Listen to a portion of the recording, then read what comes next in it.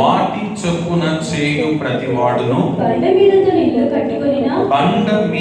తన ఇల్లు కట్టుకొనిన బుద్ధిమంతుని పోలి ఉండును. చూడండి, నా మాటలు విని అంటే ఎవరి మాటలు విని?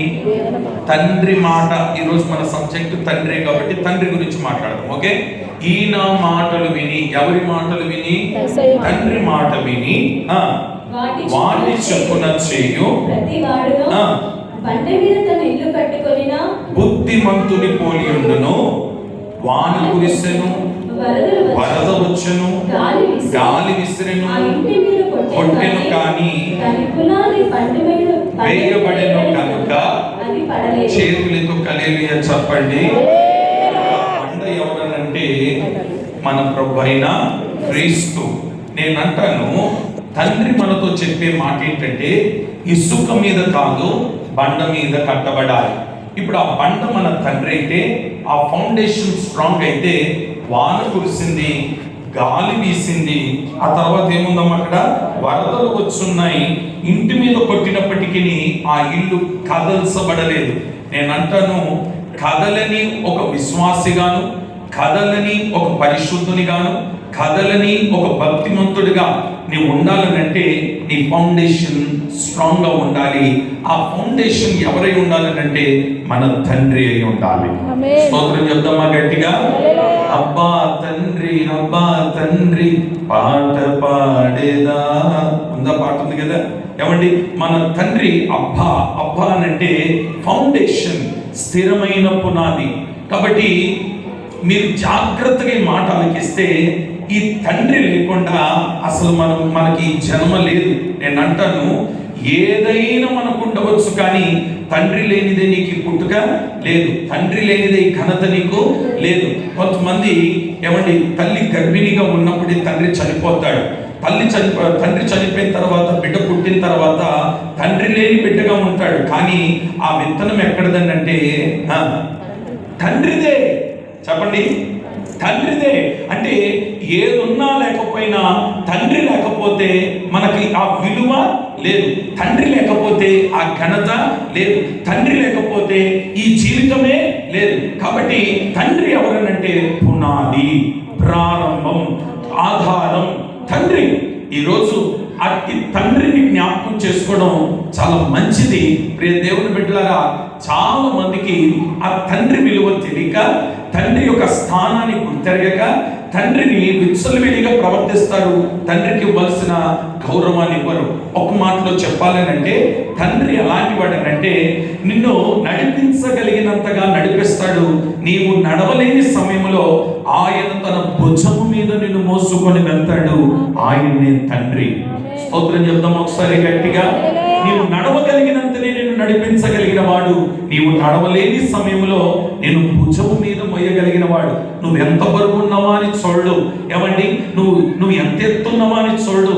తండ్రికి ఉన్న స్వభావం ఏంటంటే తన గాయములు కనబడకుండా నీ గాయాన్ని మాన్పడానికి చూస్తాడు. అతనే నిజమైన తండ్రి. స్తోత్రం చెప్పండి ఒకసారి గట్టిగా. హల్లెలూయా. వాస్తవానికి మనం ఆరాధిస్తున్న తండ్రి ఉన్నాడే. నీకు పడవలసిన గాయం, నీకు పడవలసిన దెబ్బలు, నీవు చెల్లించవలసిన రక్తం, నీ పాపము నిమిత్తమై ఏమండి నీవు శిక్షించబడాల్సింది అయితే, నా తండ్రి చేసిన పని ఏంటంటే ఆ శిక్ష నీ మీదికి రాకుండా, ఆ గాయము నీ ఒంటి మీద పడకుండా, ఆ దెబ్బ నీ మీద పడకుండా, ఆ బాధను నీవు అనుభవించకుండా ఆ తండ్రి గాయము పొందున్నాడు. గాయము పొందిన తండ్రి నిన్ను ఆ నరకము నుండి తప్పించి ఉన్నాడు, అగ్నిలో నుండి తప్పించున్నాడు, బాధలో నుండి తప్పించున్నాడు, కొరడా దెబ్బల నుండి తప్పించున్నాడు. అట్టి తండ్రిని దేవుడు మనకి ఇచ్చినందుకై చేతులెత్తి గట్టిగా స్తోత్రం చెప్తామా? అందరూ గట్టిగా స్తోత్రం చెప్పండి గట్టిగా. సరే, ఓ మాటలు చెప్పాలనంటే నోవాహు కుటుంబం అంతా కూడా కాపాడబడడానికి గల కారణం ఏంటంటే, పరలోకమందున్న తండ్రి నోవాహుకు ఒక పని అప్పగించున్నాడు. ఆ పని అప్పగించి, ఇదిగో నీవు ఒక ఓడను సిద్ధం చేయి, నీ వారందరినీ ఓడలోనికి చేర్చు, నేను నిన్ను కాపాడబడుతున్నాను అన్నాడు. మరి ఈ తండ్రి ఏమండి, నోవాహు ఓడను సిద్ధం చేసి తన కుమారుడు చెప్పినప్పుడు, కుమారుడు యవ్వన వయసులో ఉన్నారు కదా, వాళ్ళు ఏమనాలి? నానా నీకేమైనా బుద్ధి తక్కువైందా, వృద్ధాప్యంలో కూర్చున్నావు, వయసు అయిపోయింది కదా, మరి ఆలోచన సరిగా ఆలోచనలు పనిచేయలేనట్టుంది, మరి ఏం చేస్తున్నావు మాకు అర్థం కావట్లేదు. ఇదిగో అసలు ఓడేంటి, అసలు సముద్రం ఏంటి, అసలు ఓడ ఎక్కడ నడుస్తుంది, ఏం కదా, వర్షం అనే మాట ఇప్పటి వరకు మేము వినలేదు కదా, అలాంటిది ఎప్పుడు మేము చూడలేదు కదా, ఇదేంటి కొత్త కొత్త పనులని చేస్తున్నాం అని కుమారులు ఏమైనా తండ్రికి వ్యతిరేకంగా మాట్లాడినారా అని మనం గమనిస్తే ఎక్కడ కూడా వారు వ్యతిరేకంగా మాట్లాడినట్టు మనకు కనబడదు. ఆ కుమారులు తండ్రి మాట విన్నారు కనుక జలప్రలయములో నుండి ఆ కుమారుడు తన కుటుంబం అంతా కూడా తప్పించబడ్డారు. స్తోత్రం చెప్దాం ఒకసారి గట్టిగా. ఎవరి మాట విన్నందుకు? ఇంకొంచెం గట్టిగా చెప్పండి. అంటే తండ్రి మాట ఎందుకు వినాలనంటే తండ్రి ఒక ఆధారం లాంటి వాడు, తండ్రి ఒక ఫౌండేషన్ లాంటి వాడు, తండ్రి మనకు ఒక పునాది లాంటి వాడు, తండ్రి మనకు ఒక బలం లాంటి వాడు. ఏమండి, మా తండ్రి మరణించినప్పుడు కూర్చొని నా తండ్రిని అలా చూస్తూ నిలబడి ఒక మాట చెప్పినాడు. ఏమన్నానో తెలుసా?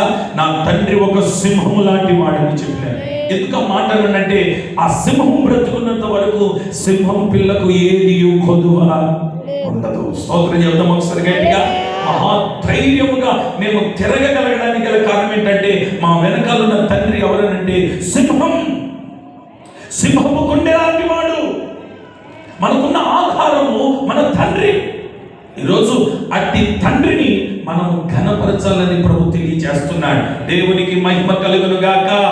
ఇంకొంచెం గట్టిగా చెప్తామా?